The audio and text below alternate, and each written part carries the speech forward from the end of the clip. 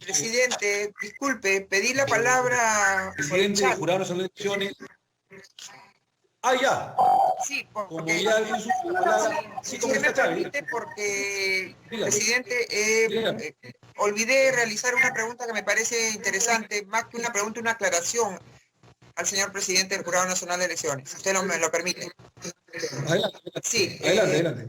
Gracias, presidente. Creo que entendí que el presidente del Jurado Nacional de Elecciones señalaba que podía viciar el proceso interno el hecho de que quienes tienen cargos partidarios postulen en las elecciones internas. Yo me pregunto qué pasa, por ejemplo, cuando los miembros del CEN o el propio presidente de un partido, que es el líder indiscutible de un partido, puede ser objeto de la invitación a postular como para la presidencia de la República. La ley obliga a que se haga, cuando se ha permitido la designación por órganos del partido, obligaba que de todas maneras haya elección directa, interna, para los candidatos a la plancha presidencial. Entonces, ¿cómo quedaría normalmente el líder de un partido, preside el partido y es el candidato natural para la más alta magistratura del país? No sé si entendí mal al señor presidente del Jurado Nacional de Elecciones, o si entendí bien y eso fue lo que él expresó, quería decirles cómo quedarían los liderazgos y inclusive fundacionales de organizaciones por parte de personas que no usan vientre de alquiler, sino fundan un partido político, representan una opción política y un liderazgo claro. Esa es mi pregunta. Gracias por tu flexibilidad, presidente. Gracias, congresista Chávez. Ahora sí, al presidente al doctor Víctor Ticona Postigo, le damos el uso de la palabra con todo afecto, como siempre, para que pueda absolver toda la batería de preguntas que nosotros los parlamentarios hemos hecho esta tarde y esta mañana. Doctor Ticona, por favor. Sí, muy agradecido, señor presidente de la Comisión de Constitución. Bien, hemos escuchado atentamente las preguntas y solamente tenemos algunas pequeñas dudas con relación a la intervención de Gino Costa, que en algún momento hubo se ha entrecortado la comunicación, pero en su momento trataremos de absolver y si falta precisar algo más, nos podrá precisar el señor Gino Costa. Entonces, de acuerdo al orden que hemos tomado nota de hacer las intervenciones, podríamos absolver las inquietudes en ese orden. En cuanto a las inquietudes de la señora Marta Chávez, comenzaré por la última pregunta o aclaración. Nosotros, no hay una norma que prohíba que los integrantes de los organismos electorales internos de los partidos puedan ser candidatos. O sea, por ejemplo, un integrante de un comité electoral de un partido puede ser candidato en las internas o no. No hay ninguna prohibición, por tanto, serlo. El jurado considera que podría establecerse, sería conveniente que se establezca una prohibición. ¿Por qué? Porque un integrante electoral no puede ser juez y parte y ser candidato a la vez. Eso es obvio, es lógico. Lo que nosotros no hemos dicho en ningún caso, que los integrantes de las personas, los que tienen cargos partidarios, sí pueden postular, ¿no? Solo la prohibición es para los integrantes de los órganos electorales o comités electorales de los partidos, nada más, puntual, es circunscrito, nada más. O sea que los que ejercen cargos partidarios sí pueden postular como candidatos internas. En eso no hay ningún problema, señora Marta Chávez. Señor presidente, por intermedio suyo. Luego, en cuanto... Presidente, ¿me permite una interrupción? Sí, brevemente, doctor Costa, claro. Gracias, presidente. Gracias, doctor. Solo aclarar esto. Ese impedimento operaría si estas internas son organizadas por los partidos. Pero si en efecto vamos a unas internas organizadas por los organismos electorales, ese efecto no sería necesario, ¿no? Bien. Adelante, adelante. Sí, realmente con relación a este tema, dependerá de la innovación legislativa que el Congreso actualmente proponga y haga efectiva.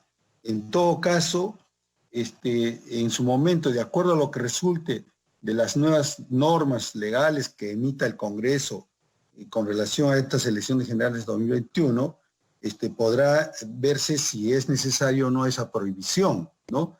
Por de pronto, de acuerdo a las normas vigentes, no hay la prohibición y por eso el jurado decía que sería conveniente que se establezca la prohibición. Pero en todo caso, la propuesta legislativa, las propuestas de los 4 proyectos de ley, dicen que OMPE y el jurado no intervienen, no organizan, simplemente dan una asistencia técnica, nada más.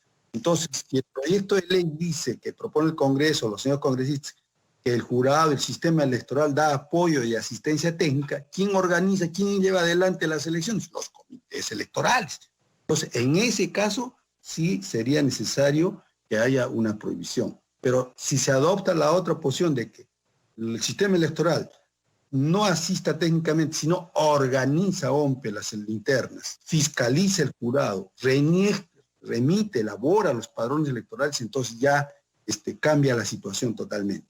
Ahora, por otro lado, en cuanto a la intervención de la señora Marta Chávez, paridad y alternancia, nosotros asumimos una posición principista. Cuando hubo la entrega de credenciales a los señores congresistas, ese día también se entregó la actualización del proyecto de código electoral que el jurado presentó al Congreso y que dentro de sus propuestas de principio son que la paridad sea 50% con alternancia, ¿no? Entonces, y en esa posición principista nos reafirmamos de que si va a haber innovación legislativa, si va a haber modificación de normas, se acoja el código electoral, nuestro proyecto, y uno de los puntos es precisamente la paridad, ¿no? No el 40%, con lo cual no estuvo de acuerdo nunca el jurado.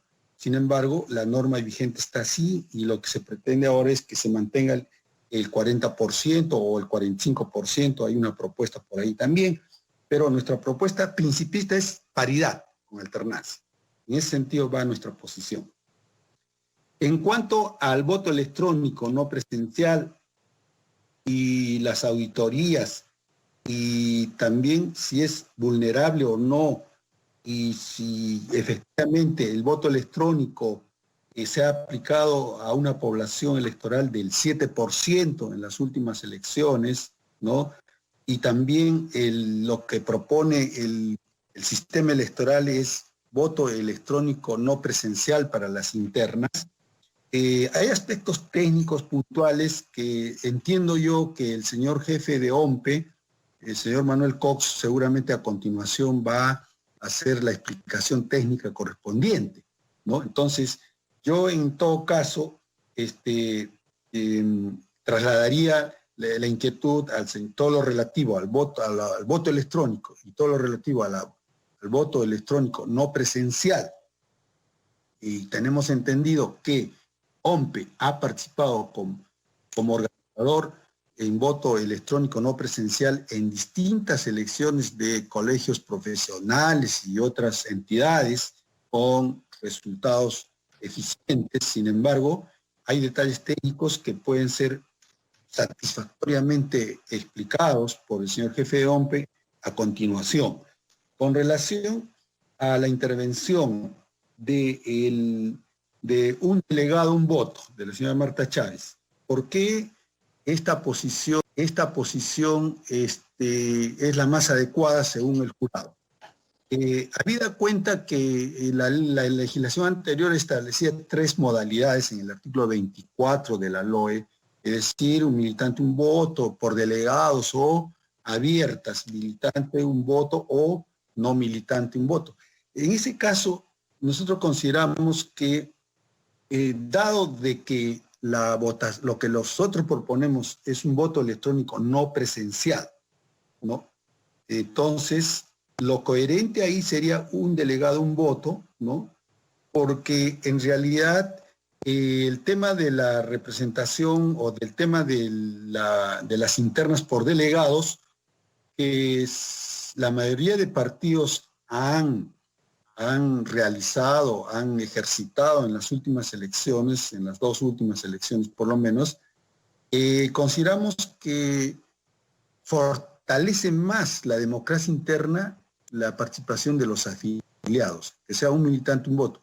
Por eso mismo, el mismo Congreso aprobó que para la inscripción de un partido político sea con el 0.1%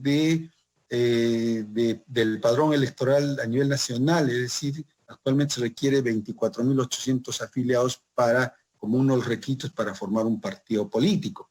Entonces, ¿cuál es la idea central ahí? Fortalecer a los partidos políticos con afiliados, no con transeúntes, no con adherentes, ¿no? Esa es la idea. Entonces, en esa línea es que, y para ser coherentes con el voto electrónico no presencial, se está postulando, ¿no?, la modalidad de un delegado, un voto.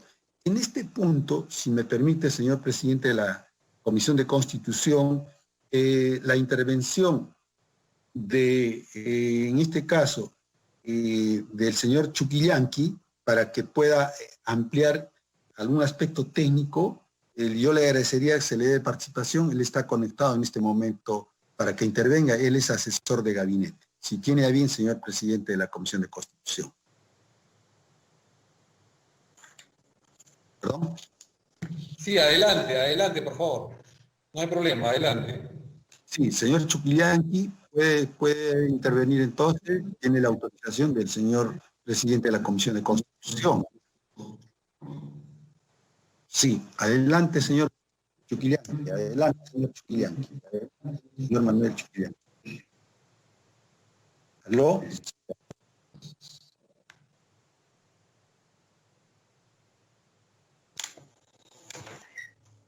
Sí, adelante.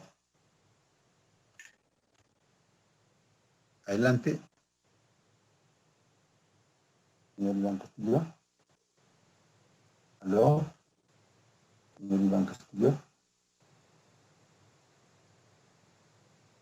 Doctor Ticona, si no está conectado para la reunión, le sugeriría de repente que siga usted respondiendo las preguntas y al final a su adjunto lo podemos enlazar. Si cree bien, perfecto. Muy agradecido, sí. En cualquier momento se puede enlazar. Ya. Ahora, encantadísimo. Luego, con relación a la intervención la señora congresista María Cristina Retamoso, ¿no? ¿Cómo se garantizará la autonomía del órgano central electoral respecto a los órganos internos de las organizaciones políticas? ¿Cómo se efectuará esa fiscalización, ¿no?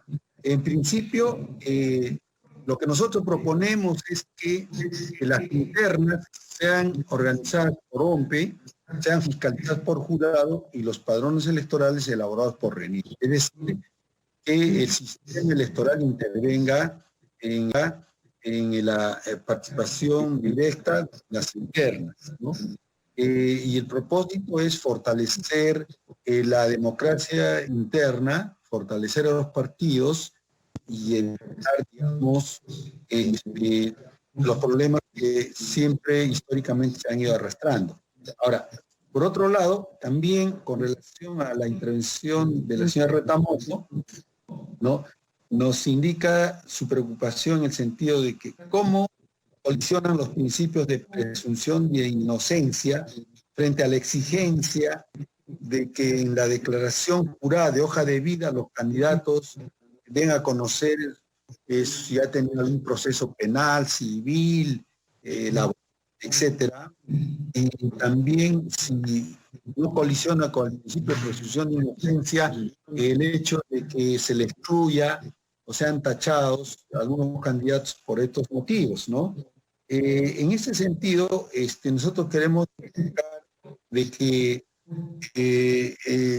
creo que hay una exigencia de la ciudadanía hay un interés público que los candidatos tengan que tener un perfil determinado, en este caso, no estar comprometidos en procesos penales o tener algunas condenas, ¿no? Algunas condenas, y en ese sentido, entonces, incluso una condena en primera instancia, ¿no? Yo creo que ninguna, digamos, por lo menos, una colisión entre el principio de presunción de inocencia y el hecho de que el propio candidato deba declarar cuál es su perfil, su trayectoria, en su declaración de hoja de vida. Por otro lado, en cuanto a la señora Reynoso también nos indicaba cuál es la opinión de que de la norma vigente exige que el 20% sean designados por las organizaciones políticas, el 80% en las internas. Nosotros consideramos que un avance importante. Anteriormente era el 25% de designados. Luego el jurado también era de la idea y de la propuesta de que se reduzca, y ya no es 25, sino 20% de invitados o designados. Es lo que está vigente. Nos parece lo más apropiado, ¿no? Tener un margen determinado de un quinto o 20% para que invitados de a una organización política puedan integrar las listas. En cuanto a la intervención de la señora Rosa Paredes Izaguirre, ¿no? Efectivamente compartimos preocupación. Algunas organizaciones políticas no cumplen con sus obligaciones, no los activan, los comités partidarios a veces existen solamente en el papel. Por otro lado, también considera que es de la idea la señora Paredes Izaguirre de que por los candidatos de cada organización política deben tener una antigüedad por lo menos de 6 meses, ¿no? De 6 meses. Nosotros consideramos que en esa parte debe haber un mínimo razonable, ¿no? En todo caso ya es criterio del legislador establecer un mínimo, ¿no? Asimismo, en cuanto al principio de transparencia, un militante, un voto, digamos, es una de las modalidades que se presta mejor a el voto electrónico no presencial y sobre todo que fortalece la democracia interna. Sin embargo, ahí estamos a la espera de la intervención del señor Manuel Chuquillanqui para una ampliación técnica puntual, ¿no? Asimismo, tenemos, en cuanto a la intervención de la señora congresista Mirta Vázquez, ¿no? Si en estas internas que se van a llevar a cabo con voto electrónico y eventualmente voto electrónico no presencial, ¿no? Si es susceptible o no de ataques cibernéticos y si es que se requiere de una normatividad especial, ¿no? En ese punto, como indicaba hace un momento, el señor jefe OMPE dará los detalles técnicos respectivos, si es factible, es viable o qué medidas técnicas se han adoptado para evitar los ataques cibernéticos. La señora Vázquez también nos indicaba cuál era su opinión sobre el límite de invitados, que es el 20%, pero que había una propuesta legislativa que proponía que sea el 50% de invitados y el 50% en democracia interna. Nosotros nos parece que rebajar del 20% al 50% de invitados no fortalece, debilita a los partidos políticos, ¿no? Se presta a los vientres de alquiler y una serie de temas. Entonces, en ese sentido, creemos que reducir al 50% de invitados o aumentar al 50% sería contraproducente, debilitaría a los partidos políticos. Consideramos entonces que debe mantenerse el 20%. En cuanto a la intervención de la señora Leslie Lazo, ¿no? Respecto a la ventanilla única. El Jurado Nacional de Elecciones tiene habilitado, en su momento habilita la ventanilla única para que los partidos puedan elegir sus candidatos en las internas utilizando la información que provee esta ventanilla única. Dicho sea de paso, la ventanilla única interconecta, provee la información que otras organizaciones e instituciones como el Poder Judicial, registros públicos puedan tener y conectar para brindar la información correspondiente, ¿no? Entonces, asimismo, en cuanto a la ventanilla única, si hubiera algún detalle adicional, podríamos contar con la ampliación de la intervención de la doctora Jessica Clavijo, que también está presente, conectada, no sé si en este momento o luego inmediatamente después, en algún momento, sobre la ventanilla única, su operatividad, ¿no? Bien, luego el señor Luis Roel Alba nos indicaba de que cuál es en cuanto a la propuesta del jurado, la creación de un distrito electoral único, un escaño, ¿no? Creo que es una propuesta que ya varios sectores han propuesto, también hay proyectos al respecto, que se cree un distrito electoral exclusivo para los peruanos residentes en el extranjero y que tengan también 1 o 2 escaños, ¿no? Incluso hemos visto que hay propuestas que proponen 2 escaños. Nosotros consideramos que puede ser 1 escaño o 2, y considera que pueden ser 2 el Congreso, también nos parece viable. En todo caso, el jurado propone 1 escaño, pero sí la creación de un distrito electoral único para los peruanos residentes en el extranjero, porque recordemos actualmente los peruanos residentes en el extranjero votan a través del distrito electoral de Lima, ¿no? Pero en este caso la propuesta es que sea un distrito electoral exclusivo para los peruanos residentes en el extranjero. En cuanto al uso de tecnologías, el señor Roel Alba indicaba también y cómo hacer el conteo de votos. Como dije anteriormente, el señor Pepe Ompi seguramente nos va a dar los detalles técnicos correspondientes al respecto. En cuanto a la intervención del señor Isaías Pineda Santos, ¿no? También preguntaba si se está en coordinación con OMPE el voto electrónico, ¿no? A nivel nacional. También diríamos lo mismo, ¿no? El señor jefe de OMPE va a dar explicaciones técnicas, puntuales y específicas sobre el voto electrónico a nivel nacional y sobre todo el voto electrónico no presencial. Y también sobre las mesas electorales en los lugares remotos, porque recordemos que OMPE, una de sus funciones es instalar las mesas electorales, ¿no? También sobre el voto electrónico del peruano residente del extranjero, ya hemos dicho que es necesario crear un distrito electoral único exclusivo para los peruanos en el extranjero. Con relación a la intervención del señor Franco Salinas López, ¿no? Él preguntaba que ante la propuesta legislativa, hay un proyecto que propone que el 50% sean invitados, nos pide la opinión del jurado. El jurado considera que el 50% de invitados debilita a los partidos. Reiteramos nuestra posición, el 20% de invitados y el 80% para democracia interna.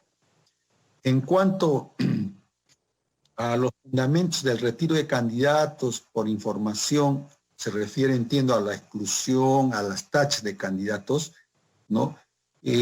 Ahí, precisamente, nosotros, el jurado, maneja lo que es la ventanilla única para uso electoral que brinda a las organizaciones políticas para la formación de listas internas, ¿no?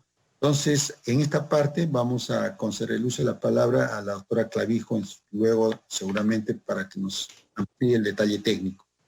En cuanto a la intervención del señor Carlos Mesía, el señor congresista, nos formula varias inquietudes, varias preguntas, ¿no? La primera con relación a las garantías del voto electrónico. ¿Es posible una auditoría internacional? Precisamente el señor jefe OMPE nos podría dar detalles técnicos al respecto. Luego, en cuanto al plazo de afiliación, ¿no? De un mes después del levantamiento de emergencia. Este plazo de afiliación es muy relativo. ¿Por qué? Porque precisamente estamos en un contexto de emergencia nacional donde no tenemos en claro qué fecha, al 100% no sabemos si efectivamente se levantará la cuarentena o será en una parte del territorio se levantará y en otra parte subsistirá, etcétera. Eso incide entonces en el tema de la afiliación también, de alguna manera, ¿no? Nosotros creemos que Esto es relativo y tendría que evaluarse bien según esas circunstancias como sobrevenga. En todo caso, ¿no?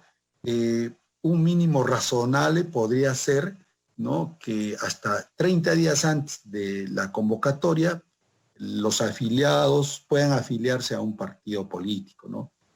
Sin embargo, como digo, está por verse, se estaría por ver en cada caso concreto y de acuerdo a la situación concreta, si el plazo se estira, se amplía o se reduce.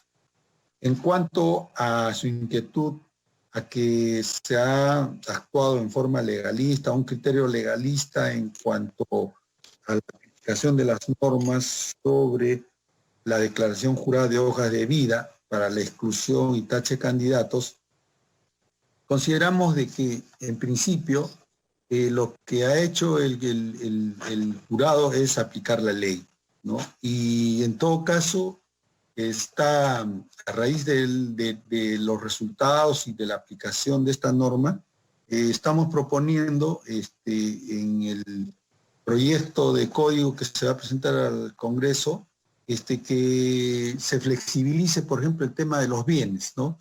Si, por ejemplo, un bien es menor a 2 UIT, 2 unidades impositivas tributarias, no sería obligatorio la presentación de declarar ese bien, ¿no? Porque generalmente son bienes de poco valor y todo eso, ¿no? Entonces yo creo que por ese lado se podría flexibilizar.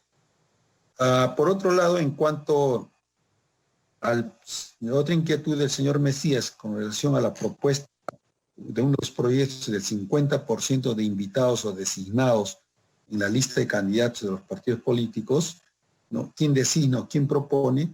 En realidad nos preocupa eso porque, como indicábamos y reiterábamos, proponer un 50% de invitados o designados debilita a los partidos. Nosotros reiteramos un 20% de invitados como tope máximo es lo más razonable.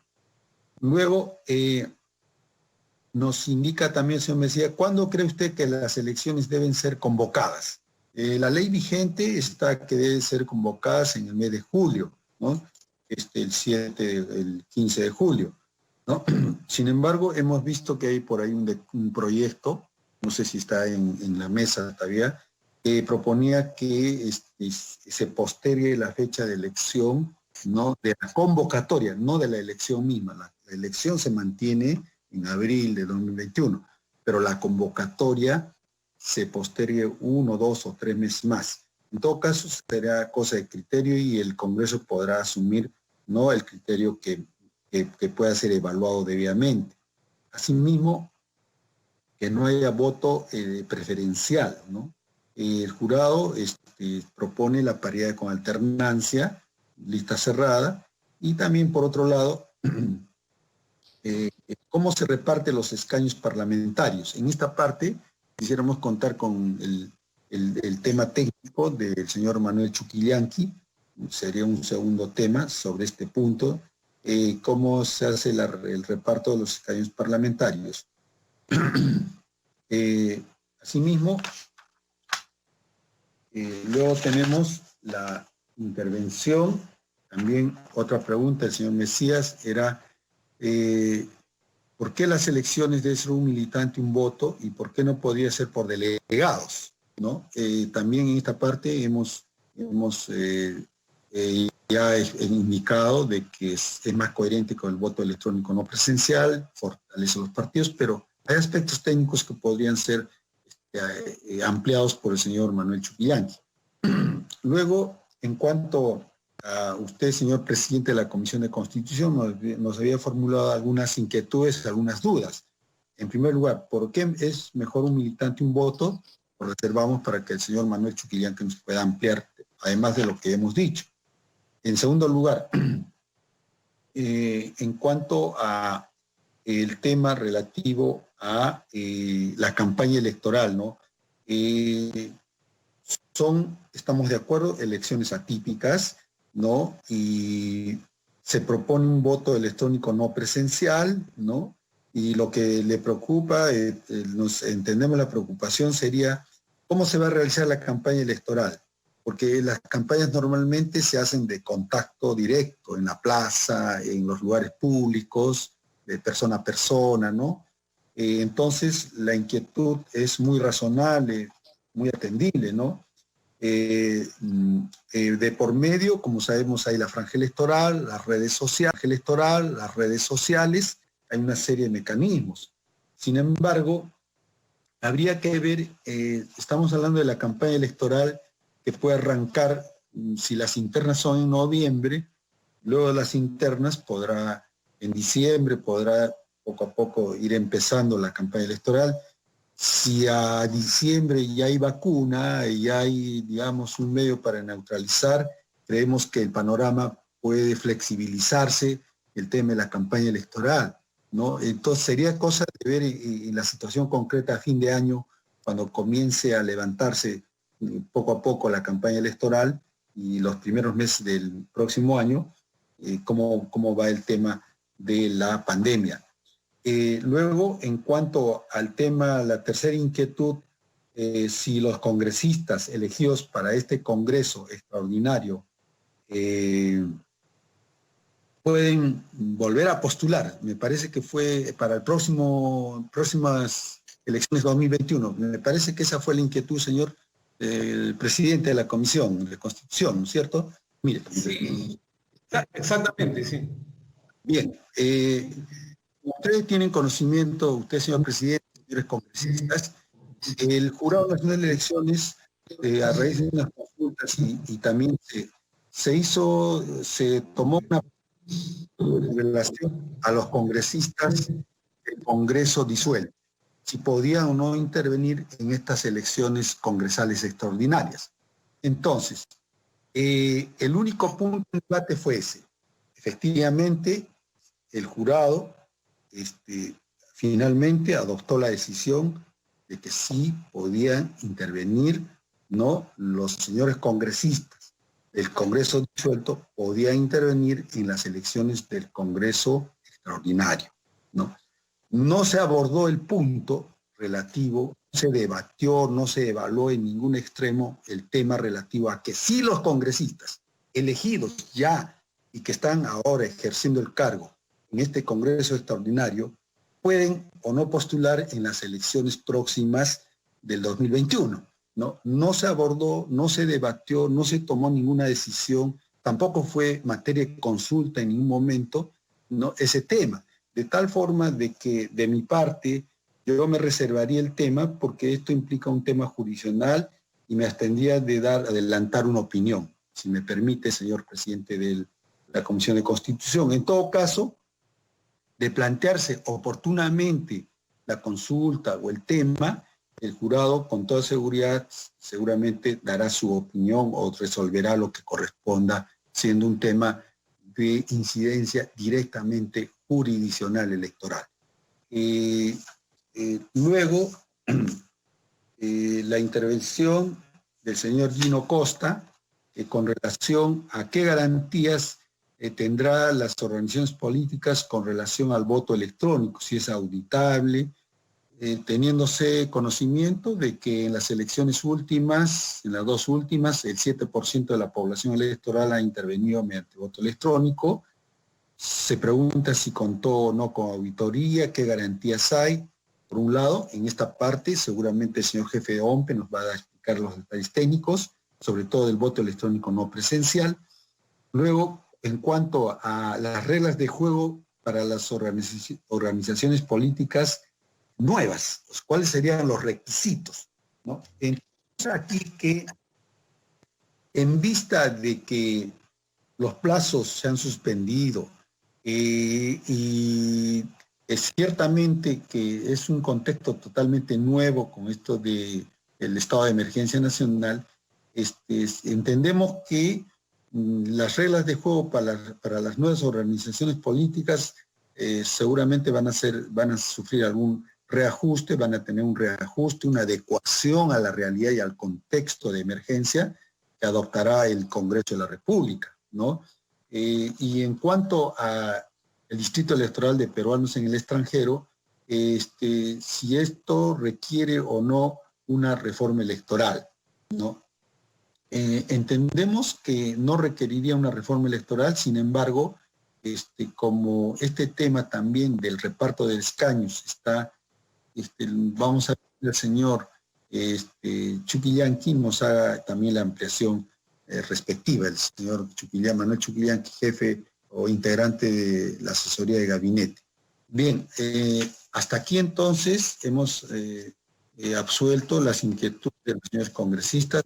Le pedía al señor presidente de la Comisión de Constitución que se permita la intervención del señor Manuel Chuquillanqui. Sí. Y luego, Doctor Ticona. de la doctora Clavijo. Sí. Doctor Ticona. Sí, le escuchamos. De sus adjuntos para complementar su exposición.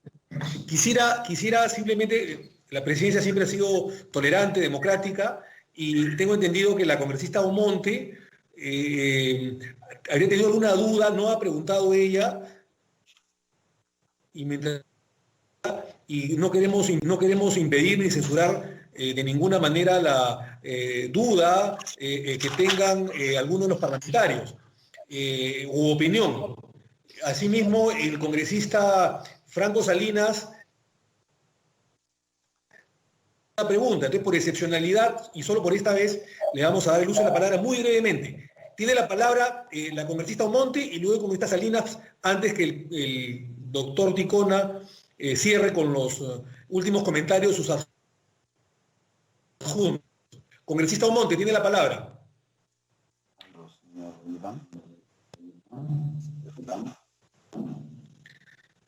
Congresista Carmen Omonte tiene la palabra. Carmen.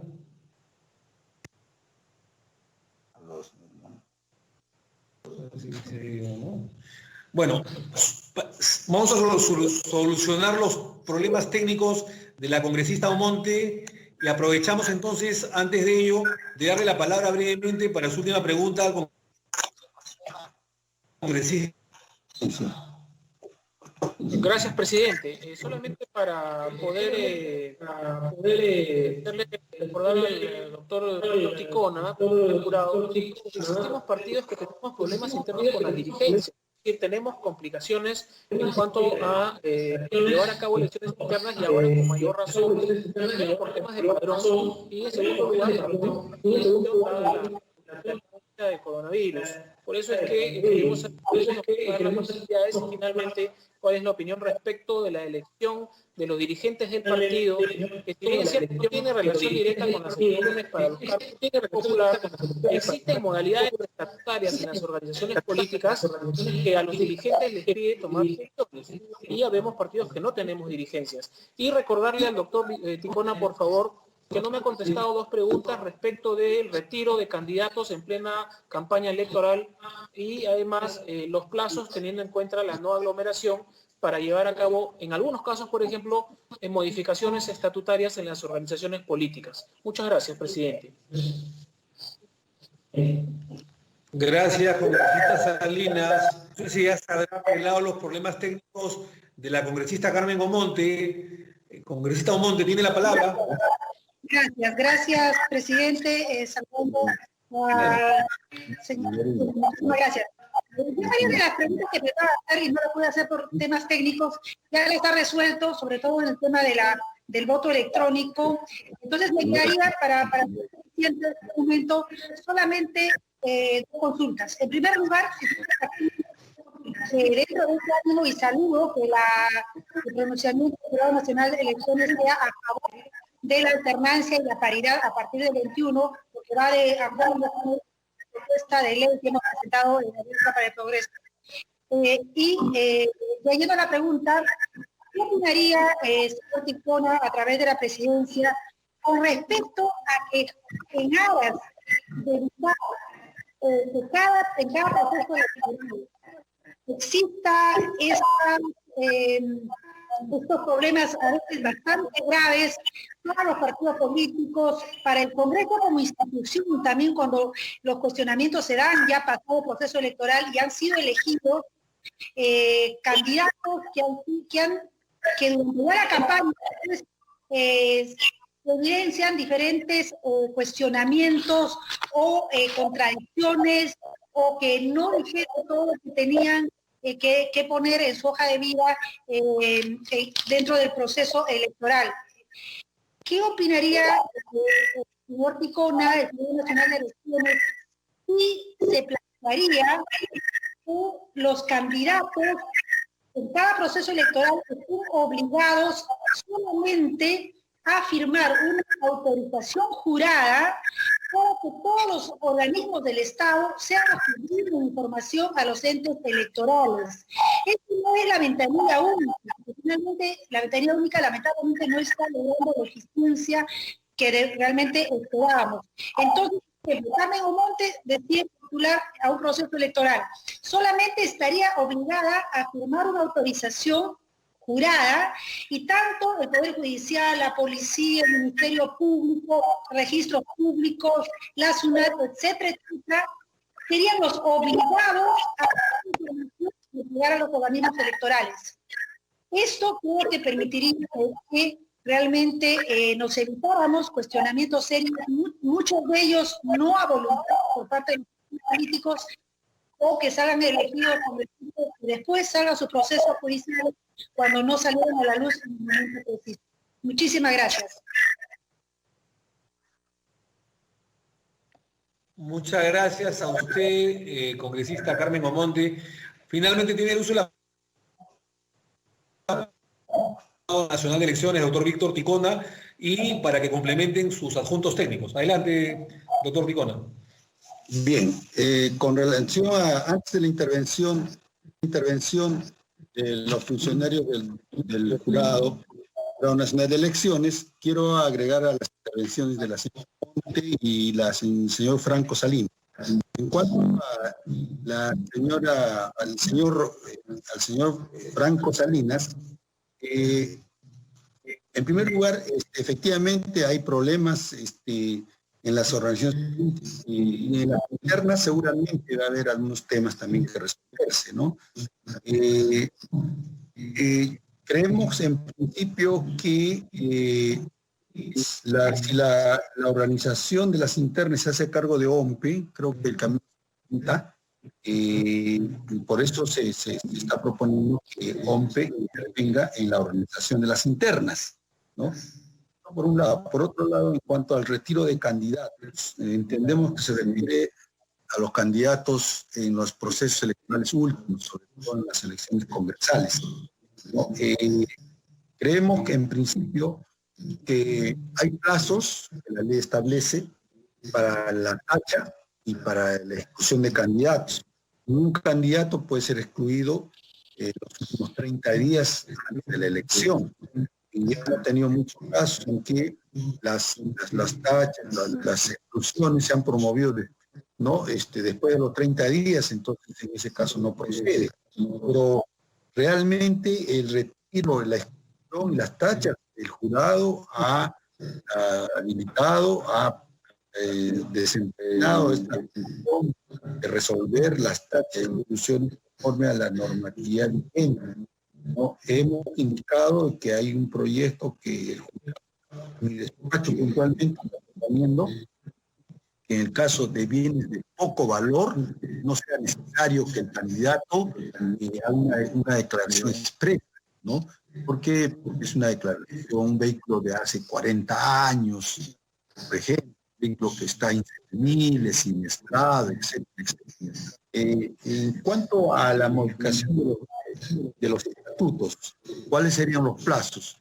En realidad, de acuerdo a la ley vigente, los partidos políticos tenían que haberse adecuado a la nueva normatividad. Sin embargo, como es conocimiento público, como es obvio, dado el estado de emergencia, la adecuación no ha sido factible, el jurado ha suspendido el plazo de adecuación y por tanto no existe un plazo legal para que las organizaciones políticas puedan tener un plazo para modificar sus estatutos o sus reglamentos internos. Entonces, ya es cosa de criterio que el Congreso puede tener un plazo razonable evaluando la situación concreta, ¿no? del estado de emergencia, y también vamos avanzando en los plazos de la convocatoria de elecciones, todo ello, ¿no? Entonces, en ese sentido, absolvemos las preguntas. Luego de la señora Omonte, Durán, con relación, propone que debe haber una declaración jurada del candidato, ¿no? Que no exista o que no está de acuerdo con la ventanilla suficiente, la declaración jurada que hay del candidato, y ya será a los organismos públicos, SUNAT, el Poder Judicial, quienes brinden la información llegado al caso concreto, ¿no? Sin embargo, consideramos que no hay un sistema de intercomunicación o interactividad externa en nuestro país. Se está haciendo avances en la interoperabilidad interna de las instituciones. Sin embargo, en la interoperabilidad externa no hay un avance. Por ello mismo, es necesario un canal, una ventana, pues de ahí mencionó ventanilla única para uso electoral de los partidos políticos. Nosotros fijamos nuestra posición de que no es suficiente una declaración jurada, sino una ventanilla única. Sobre la ventanilla única también nos dará alcances puntuales y precisos la doctora Clavijo. Bien, entonces hasta aquí, absueltas las preguntas, señor presidente de la Comisión de Constitución, quisiera que permita la intervención, en primer lugar, del señor Manuel Chuquillanqui sobre dos temas puntuales.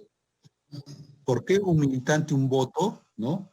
Y además de dos, el reparto de los escaños, ¿no?, parlamentarios, y el tema relativo al distrito electoral de los peruanos residentes en el extranjero.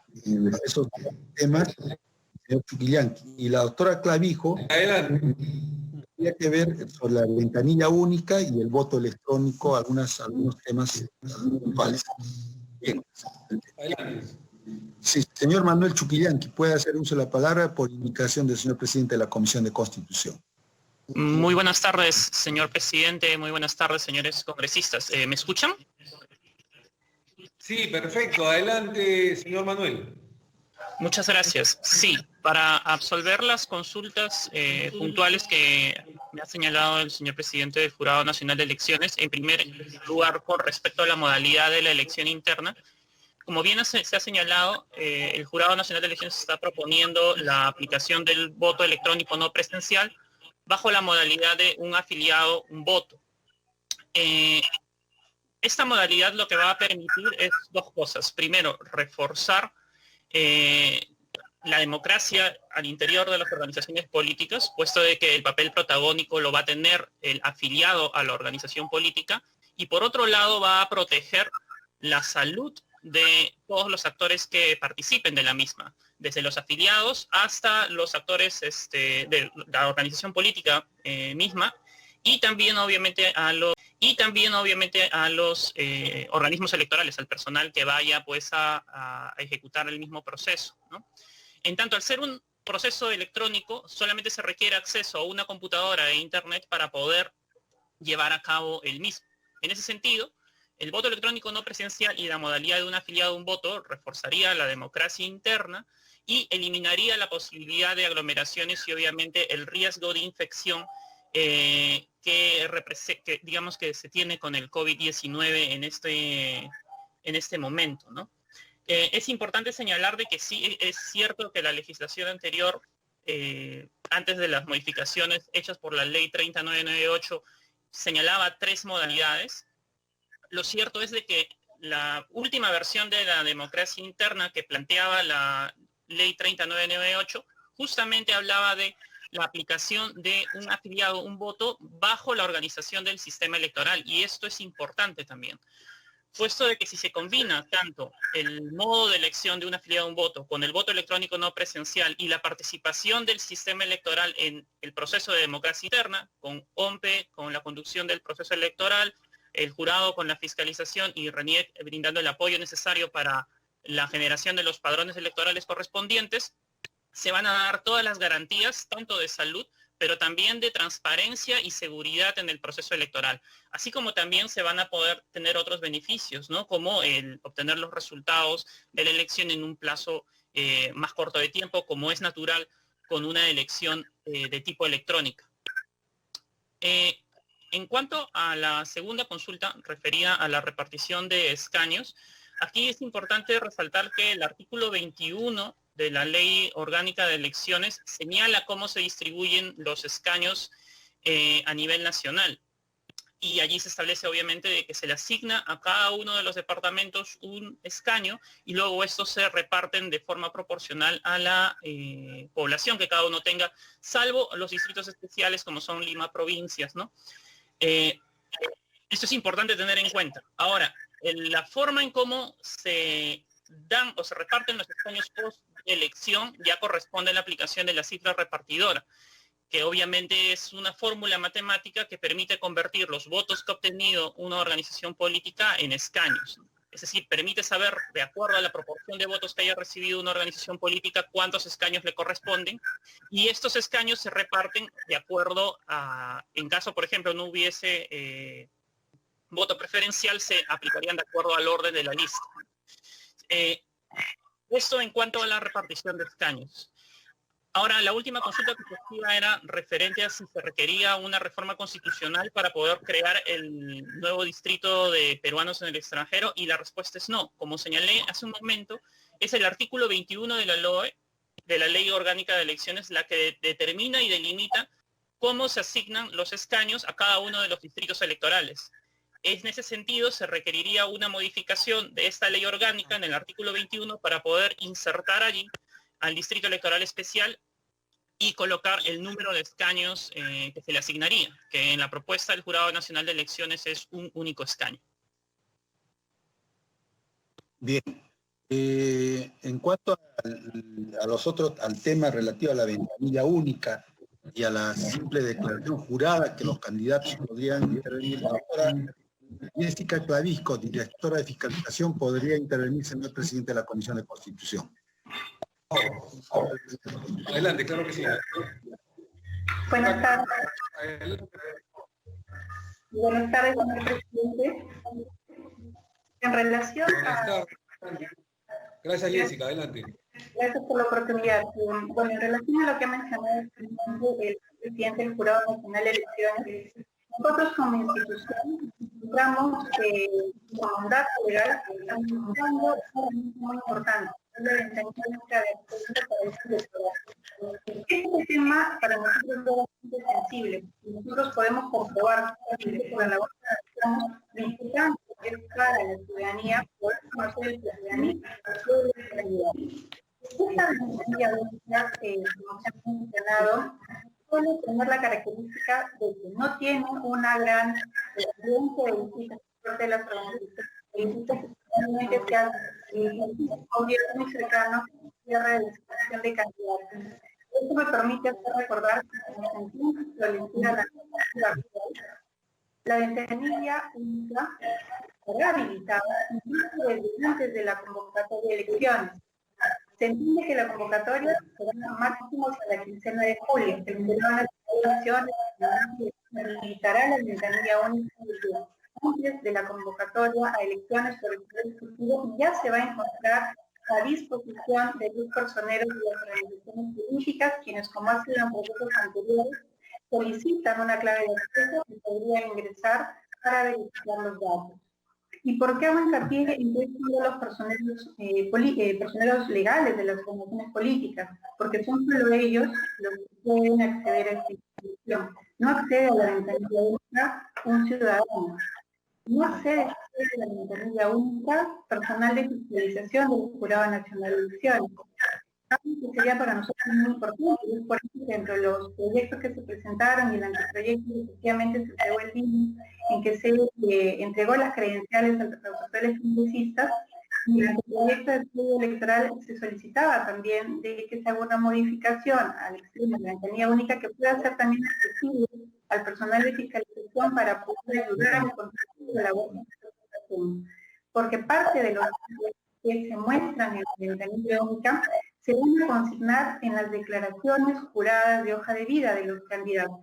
Y hay que tener presente que además de ser un insumo importante para el ciudadano, tiene como sanción, si se omite información o se declara en falsedad, una sanción muy grave, que es la exclusión del candidato.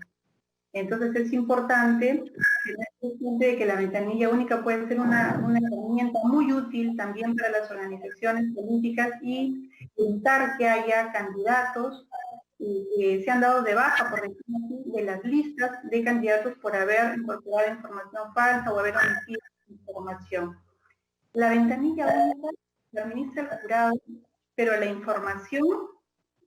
información viene de otras judicial, de SUNAR, de otras instituciones que simplemente proveen esta información. Y los plazos, como se ha mencionado, la discusión de candidatos, han sido hasta 30 días antes de la jornada electoral. En procesos anteriores sí teníamos casos en los cuales se detectaba información una semana antes, pocos días antes de la jornada electoral se dieron explicaciones. Esto ya fue subsanado con las modificaciones que quedan efectivamente en la norma, y a pesar de que, por ejemplo, algunos jurados electorales especiales en el proceso anterior determinaron exclusión de candidatos pasados los 30 días, cuando estos fueron en apelación, fue justamente el Jurado Nacional de Elecciones el que realizó esta decisión y se respetó el plazo ya establecido en la ley, que solo pueden las exclusiones hasta 30 días antes del proceso electoral.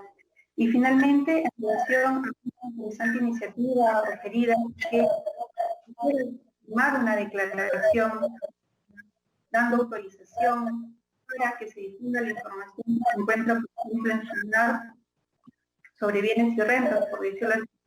Se han presentado casos como los siguientes: que cuando un candidato ha declarado en hoja de vida, por ejemplo, ser propietario de un inmueble, cuando se ha hecho el cruce de información con SUNAR ha dado información confiable, y lo que ha alegado el candidato, la información no se encuentra actualizada en SUNAR. Entonces, a través de documentos privados, que es que se puede demostrar que lo que declaró en hoja de vida corresponde a la realidad. Entonces, es una iniciativa importante, pero habría también que analizar qué actualizadas se encuentran estas veces.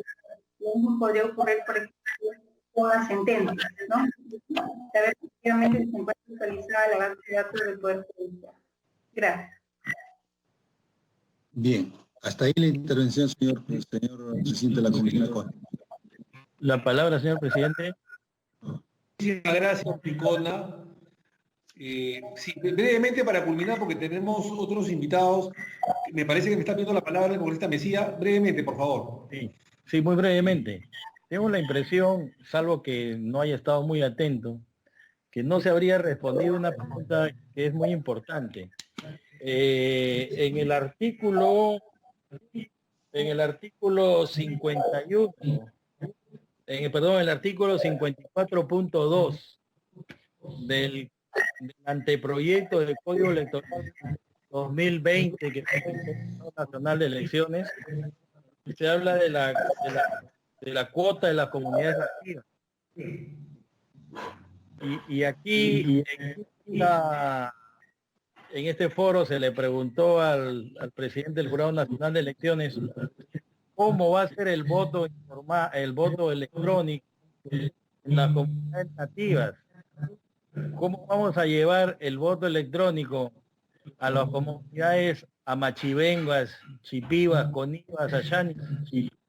Está la OMPE preparada para que las comunidades nativas de las regiones de Loreto, Ucayali y Cajamarca, o sea, chipivos, aguarunas, puedan emitir el voto electrónico. No solo si la OMPE está preparada, sino si los chipivos están preparados, las comunidades nativas están preparadas. Y a propósito de la ventanilla electrónica, la ventanilla electrónica no está funcionando. Se han dado casos de candidatos que han sido retirados porque por edad, por ejemplo, candidatos que fueron retirados porque no declararon una moto que habían tenido en el año 1996, que todavía se lleva el registro, o algunos unas imprecisiones de los registros públicos que no son culpa del candidato. Entonces, a mí me parece que de la ventanilla única debería contar con toda la información y dar esa responsabilidad, que toda la información que el jurado pide es información pública y todo eso debería ser organizado para que la ventanilla única pueda funcionar y el elector que quiera saber sobre la vida, los antecedentes de una persona, los encuentre ahí. Uno no lo tenga que estar declarando porque puede caer en errores u omisiones involuntarias y que por el respeto a la ley termine siendo injustamente y que a veces también se aplique varas distintas. Hoy a algunos candidatos favorezca a otros. Nada más, señor presidente. Gracias, congresista. Para terminar, doctor Ticona.